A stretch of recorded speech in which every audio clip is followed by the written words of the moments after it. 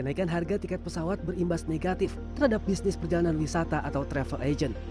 Kenaikan harga tiket pesawat sebesar 9 hingga 13% tersebut diumumkan pemerintah 6 April 2026 lalu sebagai efek kenaikan biaya bahan bakar aftur atau fuel surcharge akibat gangguan pasokan minyak di Timur Tengah.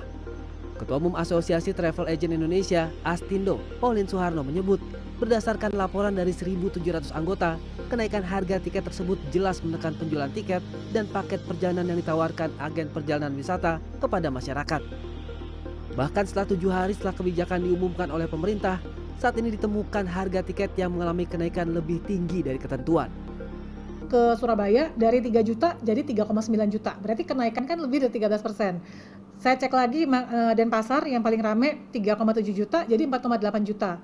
Lalu Medan 4,3 jadi 5,9, semua lebih dari 13%.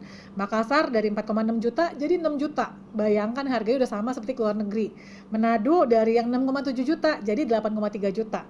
Nah jadi dengan kenaikan lebih dari 13% ini, tahun lalu masyarakat kita sudah mengeluhkan harga tiket pesawat domestik ini sangat tinggi sehingga tidak terjangkau untuk sebagian besar masyarakat yang ingin melakukan liburan, perjalanan berlibur. Kalau perjalanan dinas dan sebagainya itu mungkin tidak terpengaruh karena mau tidak mau orang sudah harus melakukan perjalanan dinas. Tapi kalau yang berlibur mereka pasti akan berpikir ulang. Pauline melanjutkan, kenaikan harga tersebut membuat agen perjalanan mengalami penurunan penjualan tiket pesawat, baik domestik maupun internasional dalam seminggu terakhir, sebesar 27% dibanding sebelum pengumuman kenaikan harga. Ditemui secara terpisah, Direktur Niaga Garuda Indonesia, Reza Aulia Hakim mengatakan, pihaknya masih melihat supply and demand dari efek kenaikan harga tiket tersebut.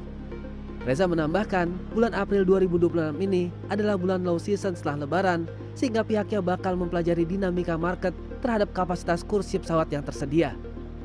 Ya tentunya kita network airline, ya kita memiliki hub di Jakarta, bagaimana meningkatkan network traffic dan kerjasama tentunya dengan Citylink, ya bersinergi melakukan proses atau mekanisme kerjasama codeshare sehingga kami Garuda Indonesia Group dapat mengoptimalkan armada yang kami miliki.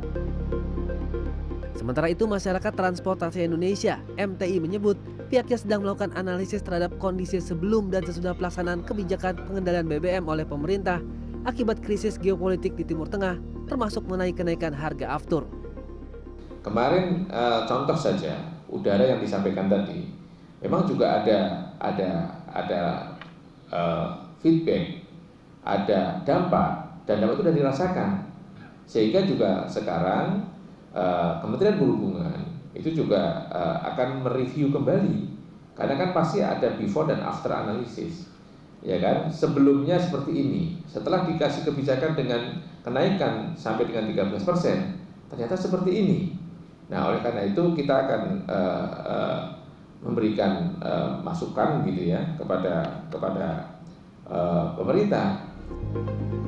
Berdasarkan kajian Masyarakat Transportasi Indonesia, dengan adanya kenaikan 9 hingga 13% harga tiket layanan udara, penumpang pesawat diprediksi berkurang sebesar 10 hingga 15%.